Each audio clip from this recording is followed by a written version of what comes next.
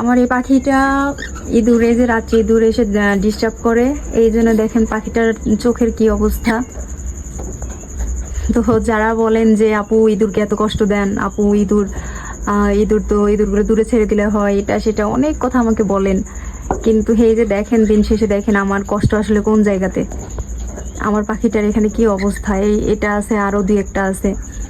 তো রাতে light off করার পর যে কত বিরক্তই করে পাখিকে, সেটা বলে বোঝানো সম্ভব না। কত শখের পাখি আমার, চোখটার কি অবস্থা। ট্রিটমেন্ট অনেক করেও এই চোখ আর ঠিক হয় নাই, তো এটার চোখ ঠিকও হবে না। আমার সুন্দরী পাখিটার এই অবস্থা।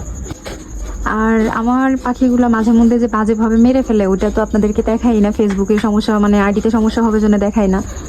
তো পাখি যে অন্যান্য পাখি, এর আগে আমার একটা লাভবার্ড পাখি, তো ওইটাকে এত বাজেভাবে মারছে যে আমি কি বলবো, একটা চোখ একদম তুলে ফেলছে, আরো দুইটা ডানা একদম ভেঙে ফেলছে। পরে আমার বাচ্চাটা মানে কতই না কষ্ট পেয়ে মারা গেছে।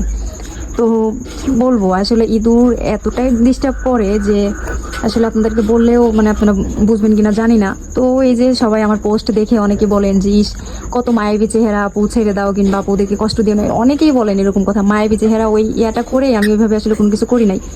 তো দিন শেষে এরা যে আমার ক্ষতিটাই না করে। তো যাই হোক, দিন শেষে সবারই শখের পাখি ভালো থাকুক। আর ইঁদুর এগুলা চেষ্টা করবেন সবাই একদম শুরু থেকে এগুলা যেভাবে হোক কমানোর চেষ্টা করবেন। কখনো এদের ইঁদুর মানে টিকটিকি এগুলো কখনোই ছাড় দিবেন না পাখির রুমে। তো পরে দেখবেন যে যদি ছাড় দেন, পরে দেখবেন যে আপনারই ক্ষতি করে বসে আছে।